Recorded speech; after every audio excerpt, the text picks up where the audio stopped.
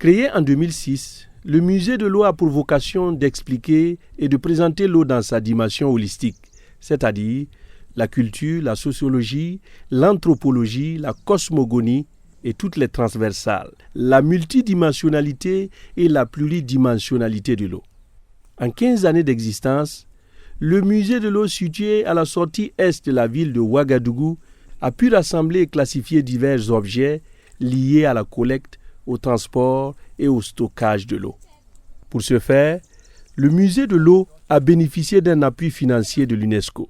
En 2013, le musée a bénéficié d'une subvention de l'UNESCO, du projet participatif de 12 millions de francs CFA.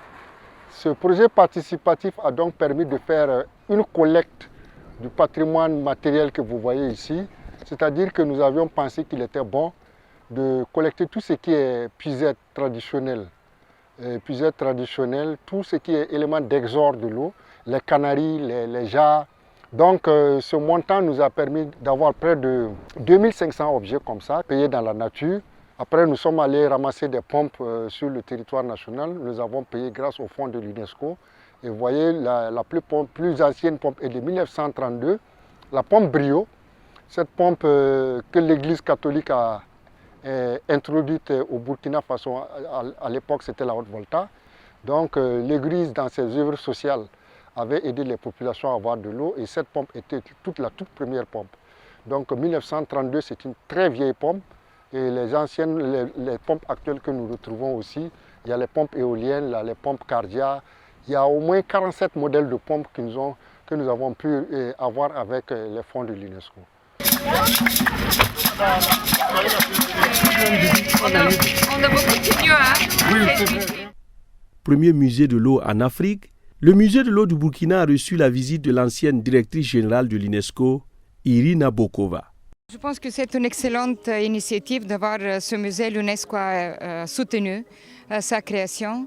Ce n'est pas seulement les objets que nous avons vus, ce n'est pas seulement, je dirais, la connaissance traditionnelle pour chercher, pour préserver l'eau, mais aussi cette pédagogie qui est tellement importante.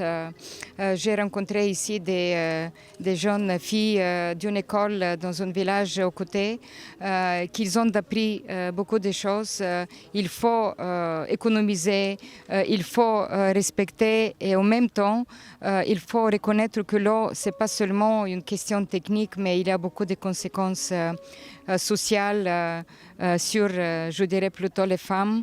On est très consciente et on va continuer à accompagner pas seulement le musée, le développement de ce musée, mais aussi le gouvernement dans sa recherche pour une meilleure gestion de l'eau. L'UNESCO a été d'un grand apport pour le musée de l'eau. Surtout au démarrage, ça n'a pas été facile. Vu que ce fonds, on serait toujours à la traîne. Le musée de l'eau ambitionne, grâce à l'appui de ses partenaires, offrir plus de commodités aux visiteurs et ouvrir un espace dédié aux femmes et aux enfants.